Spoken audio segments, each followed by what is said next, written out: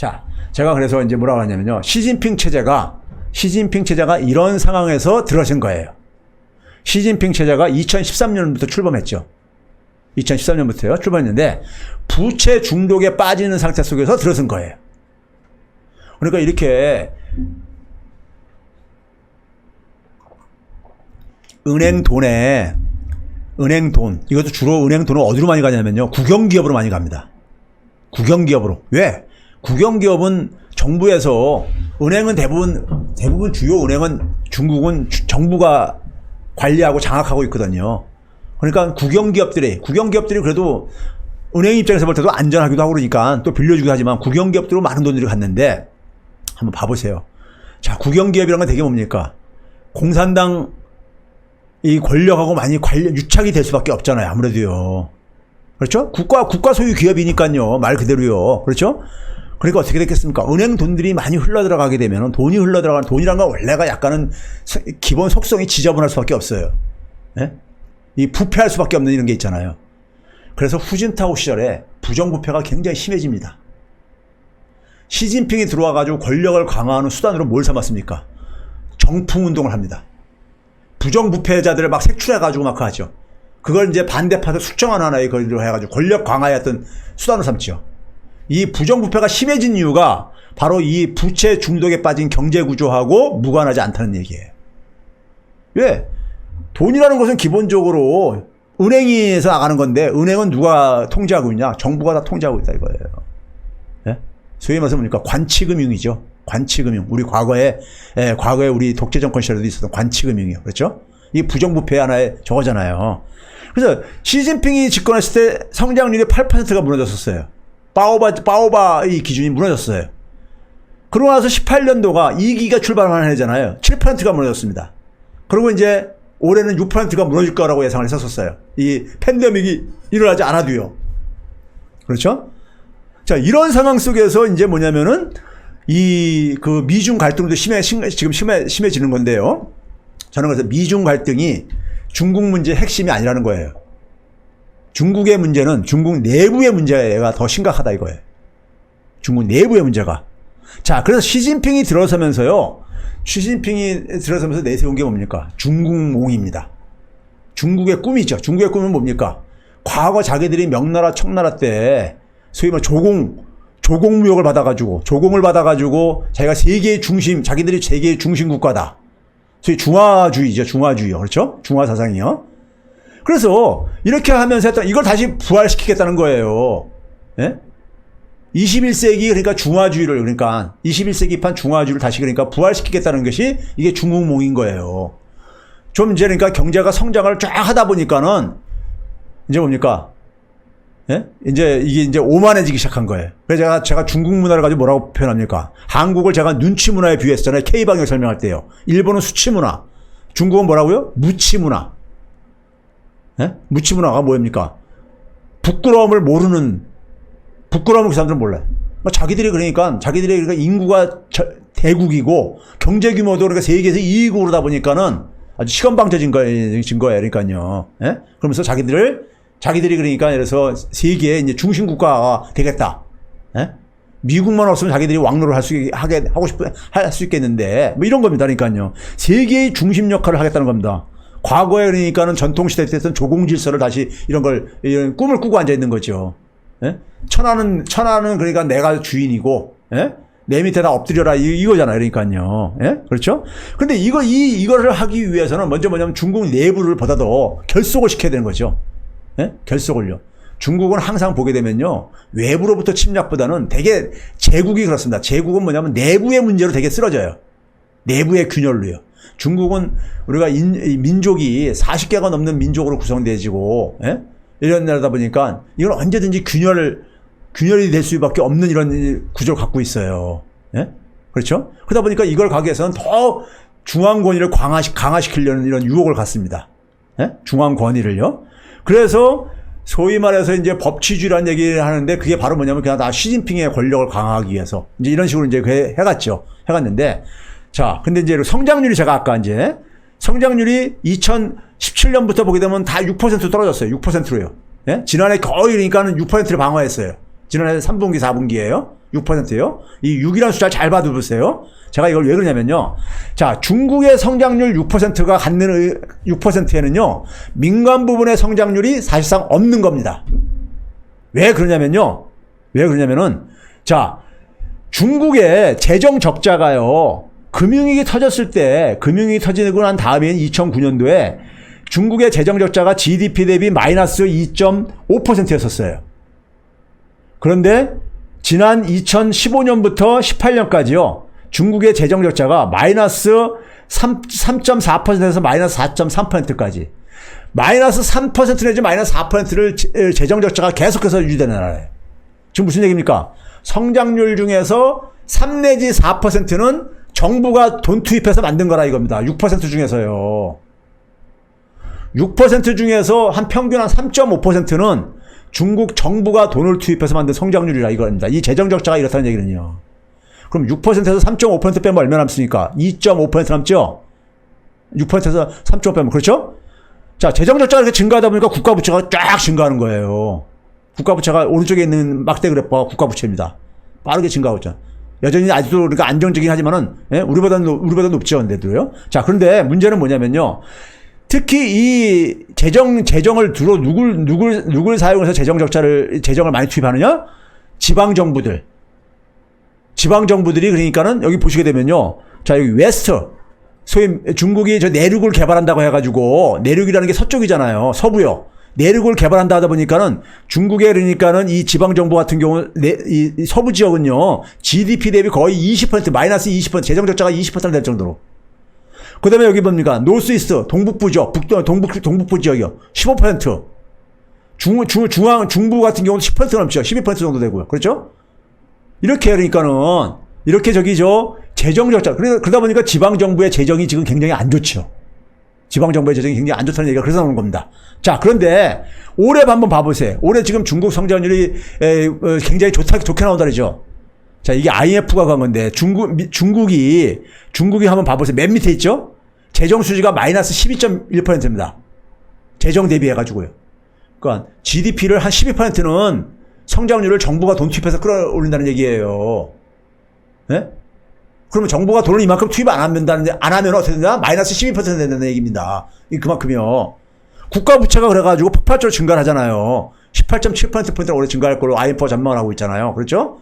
자, 그런데, 그래서 국가 전체의 부채가 지금 보게 되면요. 2022년 정도 되게 되면은 일본 다음으로 많아질 거라고 이렇게 지금 예상을 하고 있어요.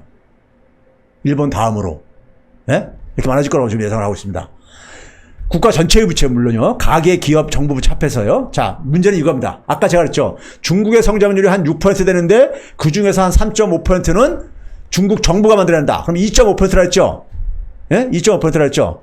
그 다음에 이게 뭐냐면요. 중국의 성장률을 보니까는 학자들이 믿을 수가 없다 해가지고 다시 계산을 한 거예요.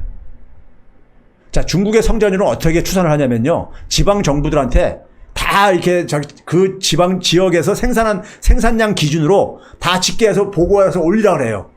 그럼 이제 지방 정부의 이 장들은요, 자기 실적하고 관련되는 거기 때문에 아무래도 좀 과장해서 보고할 가능성도 있죠. 근데 그걸 다 인정해준다 하더라도 생산량 기준입니다. 생산량 기준이에요.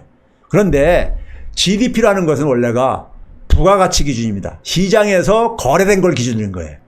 그래서 부가가치 기준으로 다시 계산을 해봤더니만 학자들이 다시 계산을 해봤더니만은 지난 한 10년 동안에 보니까 금융위기 이후에 한 1.7%포인트가 과대평가가 돼 있더라 이거예요. 과대평가가. 자, 그러면요. 1.7%가 과대평가 돼 있으면은 무슨 얘기냐면요. 자, 지난해 하반기에 6.0%였었어요. 성장률이요. 그렇죠? 팬데믹이 나타나기 전에 6.0%였었어요. 그런데 지난해 우리가 18년도라든가 19년도 보게 되면 재정 적자가 얼마였어요? 마이너스 4.2, 마이너스 2.8 이렇게 됐어요. 그러니까 한 마이너스 한 3% 정도는 그러니까 3 내지 3.5% 정도는 그러니까는 정부가 만들었다는 얘기예요. 그럼 6에서 3.5 하면 2.5 남는데 거기다가 1.7도 빼보세요. 1.7을 빼게 되면 한 0.8 정도 남는다는 얘기잖아요. 그렇죠? 민간 부분이 만들어내는 성장률은 사실상 0%로 떨어졌다 이겁니다. 0%대로요. 예? 민간 부분이 만들어내는 성장률은 그렇기 때문에 정확하게 계산을 하면은 성장률이 그러니까는 지난해 6% 성장률이라는 것은 이미 민간 부분에서는 0%대의 성장률인 거다. 나머지는 그러니까 정부가 만들어내거나 아니면 통계가 과장된 부분이 있다. 그런 얘기입니다. 예? 그러면은 그게 앞에서 얘기한 거하고 이게 같은 맥락에 있는 거죠. 기업들이 돈을 빌려다가 엄청나게 돈은 투자를 하는데 별로 우리가 실속 없는 투자가 계속되고 있다는 얘기를 했잖아요. 그 결과인 겁니다. 그렇죠? 자, 그럼 이런 상황 속에서 시진핑이 집권을 하면서 중국이 물론 그 이전부터도 그랬지만은 중국의 소위 말해서 중국 제조 2025 전략, 예? 차이나 인사이드에서 중국의 2025년도에 이게 무슨 얘기냐면요. 중국 제조 2025가 2025년까지 중국의 산업체계를 선진국형 산업체계로 만들겠다. 이겁니다. 선진국형으로요. 예? 선진국형으로요. 그래가지고 이 소위 말해가지고 시진핑이 내세운 게 뭐냐면요. 신성장 패러다임을 제시를 합니다. 그래서 중국판 뉴노멀인 거예요. 중국 용어로 창신이라고 합니다. 창신. 우리 말로 한다면 일종의 혁신하고 같은 말인 거예요. 그러니까 이게 바로 뭐냐면은 여기서 내세운 게 바로 뭐냐면 중국의 산업 구조를 굉장히 그러니까 우리가 고부가 가치화시키고 그다음에 중국의 산업 체계를 소위 말해서 다양화시키면서 선진국형으로 만들겠다. 이걸 목표로 하는 거예요. 쉽게 얘기하면요. 그래서 소위 말해서 이제 그러니까는 인터넷, IT 산업과 연계시켜서 인터넷 플러스 전략으로 제조업을 그러니까 인터넷과 결합시켜가지고 경쟁력을 고부가 가치화시키고 그 다음에 이제 데이터 경제로 전환을 추구하는 2단계에 가서는 미국을 확실히 따라잡겠다. 이렇게 목표를 설정한 거예요. 자, 여기서 저는 중국의 정치 체제로는 저는 이거 불가능하다고 보는 사람입니다. 데이터 경제에서 따라잡는 것은. 자, 중국의 이 데이터 경제를 상징적으로 보여주는 것이요. 뭐냐면은, 자, 이겁니다. 자, 중국이 선진국형 산업체계를 갖겠다고 하면서 보여주는 게 이 그림입니다. 이게 뭐냐면 반도체 산업의 생태계예요. 모든 제조업 제품은 제품을 디자인하고 설계하는 단계가 있습니다. 제품에 대한 개념을요. 그렇죠? 그 다음에 그랬을 때 이제 설계도가 나오면은 제품을 이제 만드는 거죠. 제조. 삼성전자가 이 제조 과정에 있는 거예요. 이 제조업 제품의 개념을 설계하는 것은 주로 누가 있느냐? 미국 기업이나 영국 기업이나 네덜란드 같은 기업들이 있는 거예요. 근데 여기에 화웨이가 일로 뛰어든 거예요. 화웨이가 일로 뛰어드니까는 미국이 볼 때는 미국이 중국 제조 2025를 굉장히 공격을 하고 있거든요. 예? 그럼 화웨이가 일로 여기 뛰어드니까 어떻게 하고 있습니까?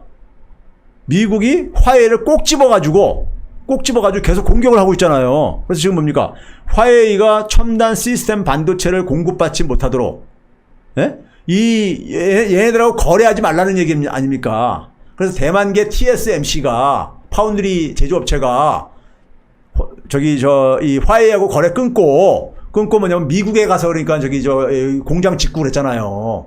예? 이게 트럼프가 미국이 얘네들하고 거래하면은 우리하고 이 거래 못한다. 예? 소위 말해서 세컨더리 보이콧을 받게 됐다. 미국의 제재를 받는다. 이렇게 법을 바꿔가지고 중국을 옥죄는 이유가 중국이 그러니까는 소위 선진국형 산업체계를 갖겠다고 하니까는, 예? 미국 입장에서는 감히 하면서 이제 지금 가는 거예요. 조이는 거예요. 예? 조이는 겁니다. 자, 그러면 또 하나 이제 보게 됩니다. 그 결과가 좀 궁금하죠. 실제로 화웨이가 이 공격받기 전까지는 쫙 이렇게 시장 점유율이 올라갔었어요. 예? 이 소위 말해서 5G 통신 장비 시장 점유율입니다. 예? 노키아라든가 에리슨 이런 거에 비해 가지고 쫙 이렇게 성장하고 있었어요. 근데 2018년부터 이게 정체 지금 이제 일단 스탑을 시킨 거예요. 그러니까요. 스탑을 시킨 겁니다. 뭐 워낙 중국 시장이 크다 보니까는 중국 시장만 먹더라도 그러니까는 가지만은 하여간 이게 일단 화웨이가 상대적으로 어려워진 이 성장세가 꺾인 건 이게 이제 그림상으로 보이잖아. 어쨌든 간에요. 예? 그러죠? 그 다음에 이제 또 하나 이제 먼저 보여드리고 싶은 게 뭐냐면요. 자, 제가 좀 뒤에서 먼저 보여드릴게요. 자, 중국이 데이터 경제에서 앞서가겠다고 하는 데 속에서 중국이 미국을 따라하면서 그 한 게 바로 뭡니까? 자, 미국의 우리가 데이터 경제를 상징하는 게 바로 누굽니까? 가파죠. 가파가 뭡니까? 구글, 애플, 페이스북, 아마존 이런 기업들이요. 플랫폼 기업들이요. 예? 데이터를 많이 만들어내는 기업들이요. 그렇죠? 중국의 구글이 바이두죠. 중국의 아마존이 알리바바죠. 중국의 페이스북이 텐센트죠. 그렇죠? 그래서 이런 기업들을 만들어낸 거야. 그리고 화웨이가 뭐냐면은 애플이나 인텔, 퀄컴이 하는 것을 화웨이가 하는 거고, 예? 그 역할을요. 그러니까 미국의 산업체계를 4차 산업혁명 시대의 미국의 산업체계를 그대로 따라하면서 쫓아가는 거야, 지금요. 그래서 여러분들 보시게 되면은 중국은 쪽수가 많잖아요. 시장이 크잖아요. 그러다 보니까는 여기 구글 같은 경우가 바이두보다 좀 클 뿐이고, 구글은 어떻습니까? 전 세계가 쓰는 검색 엔진이잖아요. 그러다 보니까 바이두, 이게 뭐냐면 시가총액인데 구글은 1조 달러가 넘습니다. 시장 가치가요. 그러니까 기업 가치가. 근데 바이두는 한 417억 달러 정도 이렇게 된다고 그러잖아요. 근데 아마존하고 알리바바 비교해 보세요. 아마존이 한 1.5조 달러고요. 시가총액이. 알리바바가 5.3조 달러 정도 돼요.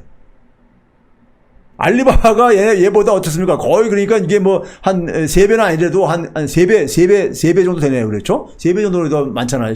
페이스북하고 텐센트도 봐보세요. 페이스북이 그러니까는 이게 제가 이제 어저께 날짜로 이게 저기 간 겁니다. 시가총액이 6,600억 달러예요. 텐센트가 5조 3천억 달러입니다. 예? 이게 왜 그러겠어요? 시장 규모가 크니까 중국은 쪽수가 많으니까는 이게 그럴 수가 있는 거예요. 근데 이렇게가 쫓아온 거예요.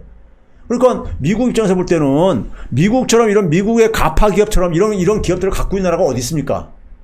예? 이런 전 세계 주요 국가들 중에서요. 없잖아요. 근데 중국만 유일하게 그러니까 미국을 흉내내면서 쫓아오고 앉아 있는 거예요. 그래서 소위 말해서 플랫폼 기업도 만들고 통신도 5G라는 통신도 그러니까는 지금 쫓아오고 앉아 있고, 반도체에서도 그러니까 지네들이 그러니까 상당 부분을 들어가겠다고 하고 앉아 있고 이러고 앉아 있는 거예요. 예? 그러니까 미국 입장 속에서는 미국이 지금 뭐냐면 이 플랫폼 기업까지 만들어 놓고 어떻게 됐다 했었어요? 데이터를 활용을 못 하고 있어요. 미국 기업들이요. 여기서 딱 멈춰져 있는 거예요. 그러니까요. 근데 멈춰져 있는데 중국은 뒤에까지 막 쫓아오고 앉아 있는 거야. 예? 그러니까 불안하고 짜증나죠. 미국 입장에서는요. 그러니까 조지는 겁니다. 그러니까 막 이제 압박 규제를 하는 거예요. 예? 쫓아오지 말라고 이제. 예? 중국 이제 그러니까 포위 전략, 중국을 그러니까 중국을 다 이제 그러니까 저기 이제 분리시키는 이런 전략을 미국이 하는 이유가 바로 여기에 있습니다. 여기에 있는 거예요. 자, 그런데 지금 이제 우리가 좀 넘어간 부분에서요. 자, 다시 좀 앞으로 돌아와 가지고요. 잠깐 얘기를 하면요. 자, 데이터 경제로 이렇게 여기까지 이제 지네들이 이제 이 4차 산업혁명 시대에는 자기들도 선진국형, 과거 영국이나 미국처럼 선진국형 산업 체계를 갖겠다고 하는 거예요. 예? 그러면서 쫓아가는 거예요. 제조업 시대 때는 자기들이 좀 뒤쳐졌었지만은 그런데 제가 이게 불가능하다고 보는 이유가 뭐냐면요. 데이터 경제는요, 기본적으로 어떤 거냐면요. 아이디어가 생명입니다. 아이디어가. 우리가 데이터 경제에서는 아이디어 집약적인 산업이라 그래요. 누가 더 좋은 아이디어를 많이 가느냐. 애플이 스티브 잡스가 생전에 소위 말해서 혁신의 아이콘이라고 불렸잖아요. 예? 그게 왜 그런지 아세요? 어디서 그렇게 된 겁니까? 아이팟이라는 제품을 만드는 데서도 이제 슬슬 그 명성을 듣기 시작했지만 결정적인 건 뭡니까? 아이폰 만들 때였었어요. 아이폰에서 뭐 있었습니까? 앱스토어라는 예? 앱 생태계를 그러니까는 만든 그러니까 그 스마트폰을 만들면서 그러면서 그 앱스토어라는 그러니까 우리가 앱이라는 생태계를 만드는 앱을 공급하는 생태계를 만드는 방식이 굉장히 혁신적이었죠. 어떻게 했습니까? 기업 바깥에 있는 사람들한테 당신들의 아이디어를 여기 와서 팔아서 돈 벌어가라 해가지고 그 앱 생태계를 구축한 거잖아요. 그 전통적으로 기업인들은 기업이 보유하고 있는 노동력이라든가 기업 직원들이죠. 직원들이라든가 기업이 보유하고 있는 어떤 하나의 이런 기술 가지고 되게 혁신을 했었어요. 근데 스티브 잡스는 이게 보니까 앱을 만들려면은 이건 사람의 아이디어인데 아이디어는 어디에 있는가? 기업 안에보다 기업 바깥에 더 많더라 이거예요. 그래서 기업 바깥에 있는 사람들한테 아이디어 있는 사람들한테 당신 여기 와서 돈 벌어가라. 이 기회를 만들어줘가지고 소위 말해서 아이폰에 굉장히 좋은 앱이 공급될 수 있게 해놓은 거예요. 그래서 아이폰이 굉장히 매력적인 제품으로 만든 거죠. 그래서 혁신의 아이콘이라고 불린 거예요. 그러니까 여기서 보다시피 데이터 경제에서는요, 아이디어가 굉장히 승부수입니다. 아이디어. 근데 아이디어라는 것은 기본적으로 뭡니까? 사람들이 다 똑같으면요. 다 똑같으면 뭡니까? 차이가 없는 거잖아요. 차이가 없으면 아이디어는 차이가 있어야 되는 거예요. 아이디어는 새로운 거야 되는 겁니다. 기본적인 속성이요. 그렇죠? 아이디어는 의미가 자체가 새로운 거잖아요. 그렇죠? 기존에 다른 사람들이 생각하지 못하는 거, 이런 것들이잖아요. 애플의 그러니까 로고가 think different 이렇게 돼 있으니까요. 그렇죠? 차이란 말이에요. 차이요. 차이와 다양성, 이런 게 이제 핵심인 겁니다. 제가 그래서 학생들 가르치면서 학생들이 대학교 들어오면은 빨리 자기 칼라를 복원해라. 이런 얘기를 제가 하는 이유가, 예? 똑같으면은요, 항상 다른 사람으로 자기가 대체가 가능하다는 얘기예요. 똑같은 사람은요. 자기가 다른 사람보다 특별한 능력이 없어. 특별한 칼라가 없어. 그럼 자기는 언제든지 대체가 가능하다는 얘기잖아요. 그렇죠? 차이가 굉장히 중요해요. 이 데이터 경제 시대는요. 오늘날 4차 산업입니다. 차이가. 근데 그 차이라는 것은 다양성을 의미하는 거잖아요. 그런데 중국은 지금 어떻게 가고 있다고요? 권위주의 강화. 권위주의 강화는 뭡니까? 정부가 그러니까는 요구하는 대로 다 그러니까는 따라야 되는 거예요. 이런 권위주의 체제 속에서는 차이나 다양성은 질식할 수밖에 없습니다. 차이나 질식이 그러니까 꽃피울 수가 없어요. 예? 그러니까 중국의 그러니까 이런 중앙 권위를 강화하는, 중앙 집중을 강화하는 이 권위주의 강화하고 중국이 목표로 하는 데이터 경제에서 미국을 따라잡겠다는 거하고는 양립할 수가 없다 이겁니다. 기본적으로요. 그러면 데이터 경제로 전환을 궁극적으로 하지 못하면 어떻게 되느냐? 중국은 부채 중독에서 못 벗어난다 이겁니다. 못 벗어난다 이거예요. 예? 그래서 중국 경제가 기본적으로 좀비화라는 함정에서 빠져나오기가 힘들다 이겁니다. 자, 그 다음에 우리가 중국이 그렇기 때문에 제조 과정에서는 굉장히 많은 그러니까 성과는 내고 있어요. 그래서 클린 에너지 같은 경우 보게 되면 전 세계에서 그러니까는 가장 압도적으로 많이 지금 생산하고 있습니다. 뭐 태양광, 우리나라도 보게 되면 태양광 분야들 보게 되면 중국 제품 많이들 지금 들여다가 지금 하고 있거든요. 예? 이런 것들 하고 있는데, 그리고 전기차 판매량도 중국 시장이 워낙 크니까요. 예? 그러니까 전기차 판매량도 거의 절반 정도, 세계 판매량의 절반 정도가 그러니까 중국에서 이루어지고 있고 그러니까요. 이렇게 되고 있고요. 그러니까요. 그리고 벤처 자본들이 많이 생기고 있습니다. 생기고 있는데, 이게 바로 뭐냐면 미국 따라하기로 미국을 그러니까 상당히 이렇게 쫓아가고 있는 겁니다. 쫓아가고 있는 거예요. 그러니까 10억 달러 이상이 그러니까 이러한 소위 유니콘 갭이라고 그러죠. 이런 유니콘 갭들도 많이 그러니까 증가해가고 있습니다. 그런데 그의 반면에 뭐냐면 고용률. 자, 이런 부분이 대개가 뭐냐면요. 기술 집약적인 산업들이다 보니까 고용률은 떨어지고 있어요. 지난 10년간의 고용률이 3.2%포인트나 하락을 했습니다. 일자리는 증가시키지 못하고 있다는 얘기예요. 그럼 어떻게 되겠습니까? 불평등은 더 심해질 수 있죠. 불평등은 더 심해질 수 있는 거죠. 그렇죠?